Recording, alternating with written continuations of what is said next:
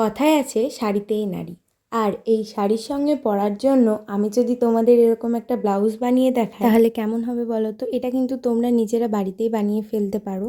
এটা করা কিন্তু খুবই সহজ। তো চলো শুরু করা যাক।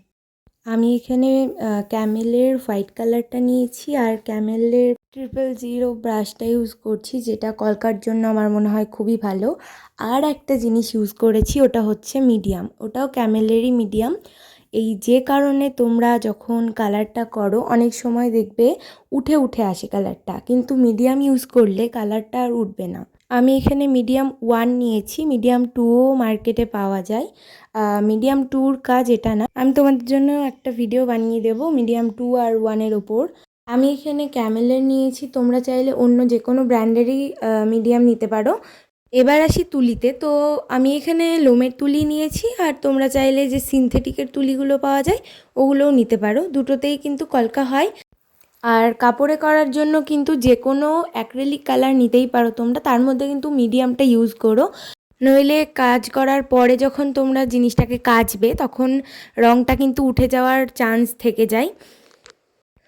তোমরা যখন কাপড়ের ওপর আঁকবে তখন তলে একটা শক্ত কিছু নেবে। আমি এখানে আমার ড্রয়িংয়ের বোর্ডটা নিয়েছি, বা তোমরা এখানে কার্ডবোর্ডও নিতে পারো। বোর্ড নিলে কি হয়, যখন আমরা কাপড়ের ওপর আঁকাই তখন যে রঙটা থাকে সেটা আর এক সাইডে লেগে যায় না, এর জন্যই বোর্ডটা নেওয়া দরকার। আর কালারের মধ্যে কিন্তু তোমরা কোনো দিন জল ইউজ করবে না, বিশেষ করে কাপড়ে যখন আঁকাবে তখন। তার বদলে তোমরা মিডিয়াম ইউজ করতে পারো। যখন তোমাদের পেন্টিংটা হয়ে যাবে তখন তোমরা এটাকে রোদেও দিতে পারো, অথবা আবার হাওয়াতেও শুকিয়ে নিতে পারো। আর দেখবে শীতের সময় অত রোদ থাকে না, তখন কিন্তু আমাদের হাওয়াতেই দিতে হবে। আর গরমে এমনিতেই শুকিয়ে যায়। কাপড়টাকে ভালোভাবে আটকে রাখার জন্য তোমরা কাপড় শুকোনো ক্লিপ, বা ওই ছবি আঁকার সময় যে ক্লিপগুলো ব্যবহার করা হয় ওগুলো ইউজ করতেই পারো। ওগুলোতেই কিন্তু আমি যখন আঁকিয়েছি ওটাই ইউজ করেছি। তোমরা চাইলে কিন্তু ব্লাউজ বা যেটার ওপর তোমরা কলকা বা আর্টটা করতে চাচ্ছ সেটাকে আগে ধুয়ে আয়রন করে নিতে পারো, বা যাদের হাতে টাইম কম আছে তারা এমনি কলকাটা করতে পারো। এবার একটা কথা বলি, যারা একদমই নতুন, কোনো দিন কলকা করনি, তারা কিন্তু আগে কলকাটাকে ভালোভাবে প্র্যাকটিস করে নেবে একটা খাতায়, তাতে তোমাদের কিন্তু কলকাটা করতে একটু সুবিধা হবে। আর তোমরা কিন্তু সম্পূর্ণ তুলিতে রং নেবে না, তুলির মাথাতেই একটু রং নেবে।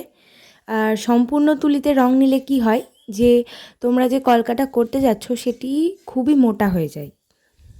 আর তোমরা কিন্তু একেবারে মিডিয়াম দিয়ে সব রং গুলে ফেলবে না, তাহলে কিন্তু রংটা কিছুক্ষণ পরে শুকিয়ে যাবে, আর কলকা করতে গেলে সেটা রংটা ভালোভাবে বসবে না।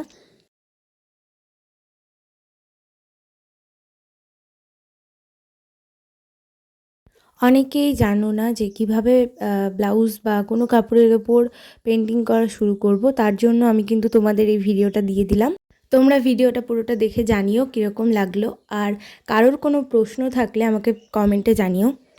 আর তোমরা কীরকম ভিডিও চাইছো সেইটাও কিন্তু আমাকে কমেন্টে জানিও। আর তোমরা ব্লাউজের ওপর কলকা করতে চাচ্ছ কিন্তু কোনো অসুবিধা হচ্ছে, তবে কিন্তু তোমরা আমাকে ইনস্টাতে SMS করতে পারো, আমি তোমাদের সব প্রশ্নের উত্তর দিয়ে দেবো। জানি না তোমাদের কতটুকু কি বোঝাতে পেরেছি, আমি মনে করি তোমাদের একটু হলেও সাহায্য হয়েছে। তোমাদের যদি আমার ভিডিওগুলো ভালো লেগে থাকে তাহলে কিন্তু একটা লাইক দিয়ে দেবে, আর সাবস্ক্রাইব করে দেবে, আর সবার সাথে শেয়ার করে দেবে। তো এবার পুরো ভিডিওটা তোমরা দেখতে থাকো আর এনজয় করতে থাকো।